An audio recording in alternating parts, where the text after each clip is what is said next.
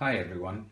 I thought that today I could look at Akira again in a comparison between the edition that I had previously read it in, which is the Marvel Comics uh, through their imprint, Epic Comics printing in the 1980s, in the late 1980s, which is in color, and the just recently released 35th anniversary edition of Akira, which collects the entire story into 6 hardbound volumes like this. I've taken the dust jacket off for ease of it. If you want to take a look at this, check out my other video on the 35th anniversary box itself. But there's a reason for doing this comparison for my own, because this is the first time that I'm going to read Akira in the original, but this is the first time that Akira is available in the original format in the English language. Previously, we've had this from Marvel Epic and Dark Horse reprinted 6 trade paperbacks in I think the early 90s or mid 90s, but they were edited and formatted, and part of the reason for this comparison is to look at those differences. So let's start with the previous printing, which was for Western audiences, not only colored as we saw a little bit ago, but also done with the spine on the right. So this is the front of the book. You open it this way and you read it this way, which is the Western tradition. The text also is presented in the way that we would normally read it in the Western tradition, with going from left to right. So you start over here, you read across over here, you go to the bottom panel, you start again on the left, and you read over to the right. And that's the way it goes for all of it. So this is what you read first, then you read this.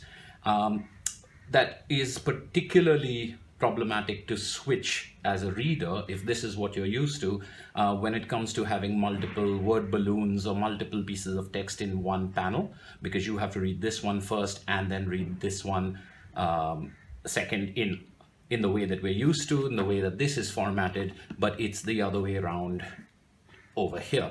So this edition has printing on both sides, but this is the front of the book, so you keep the spine to the right. And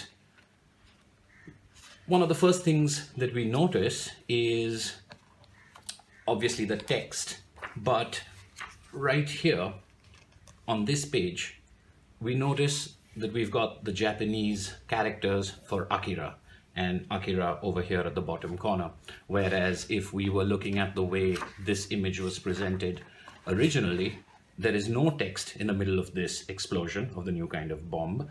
And Akira is on the side quite large. Otomo's credit is over here, and it says chapter 1, the highway. There is no mention of the chapter over here, Akira just over here. And we also notice that the page numbering, page 4, page 5. So that's one of the first things that we see, that the Japanese characters and captions are maintained, except for when it's the text language. And later we find that that is also the case for all the special effects. So I don't know if you can see that over here, but here, all of these special effects are in Japanese, are in the original characters, and they were lettered into the art, but removed, obviously, when making this edition. So let me find the exact place. And here you will see, of course it's mirrored because it's on the other side, but you'll see vroom, vroom. These are the English replacements. In many manga, you may find the characters maintained, a little asterisk, and then an English translation given at the bottom of the page. That is not the case over here. The 35th anniversary edition does not provide translation, so you sort of have to imagine, if you're not familiar with Japanese, what these characters mean. But that's a significant difference, and it makes a significant difference to the way the art presents itself. As you can see, the sound effects and other audio effects are quite integral to the flow and the styling, and they're quite different depending on the panel. And so that is a real pleasure to see over here after having missed it in this edition.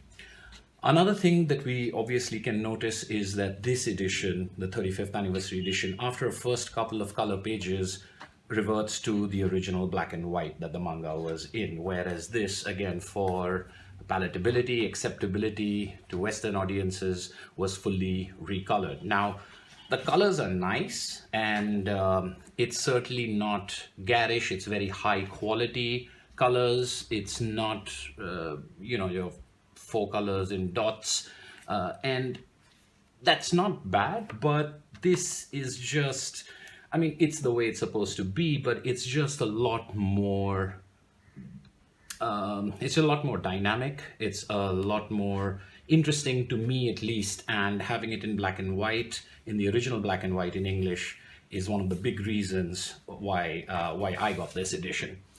Another thing that I noticed is the translation. There are some stylistic changes. So between these opening pages, I think some small things are obvious to us, like we have text that runs all the way down in words. So at 2:17 p.m. on December 6th, 1992, a new type of bomb exploded over the metropolitan area of Japan. So while date and time, that's fine, this just seems broken up for no reason except to be stylish or take up space or something. It's much more pleasing to read it like this, where it's running text, then a new type of bomb exploded over the metropolitan area of Japan. It's a thing that I appreciated immediately. Of course, we've looked at this. When we come to this third page, by the way, I'm keeping this all within the first few pages of the first volume to avoid spoilers or major spoilers for people who are not familiar with the manga or the anime. So over here, we can see that we've got the text of the comic coming within this explosion. Over here in the earlier printing, the text was outside in the cloud area, and the explosion was just one big thing of black. Over here, we've got the characters. It's an aesthetic thing.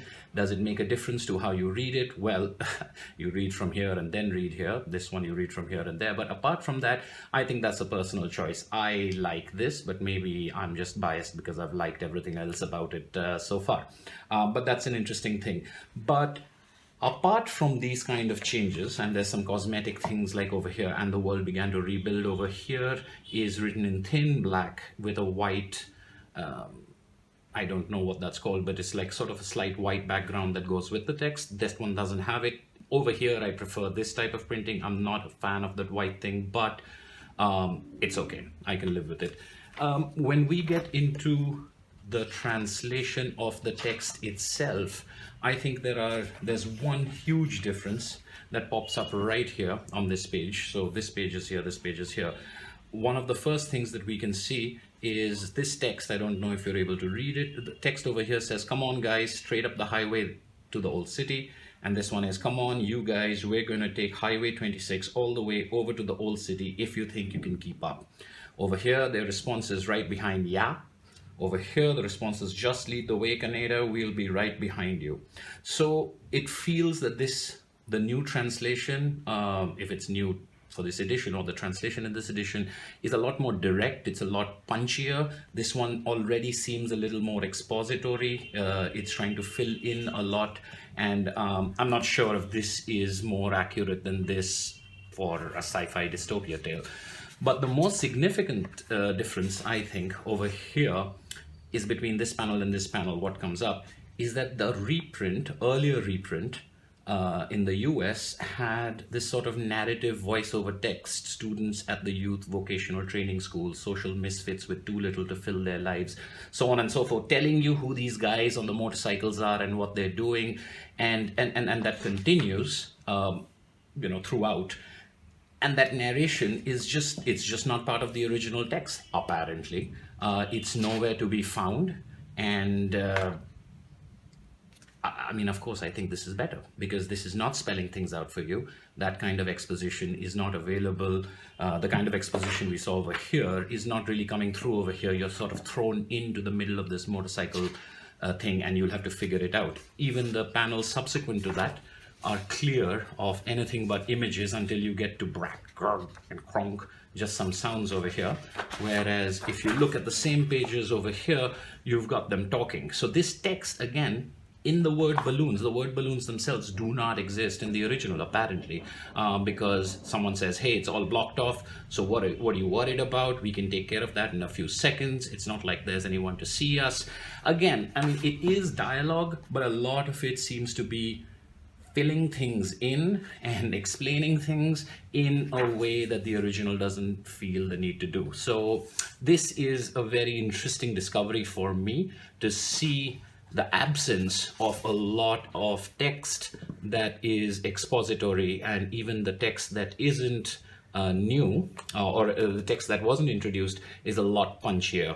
Along with the sound effects, the black and white, it just helps convince me that reading this is the way that it was meant to be read, and it feels like, I'm very excited because it feels like I'm going to get a slightly different story than what I had before. Just given the difference that the production and the translation makes, I'm excited about that.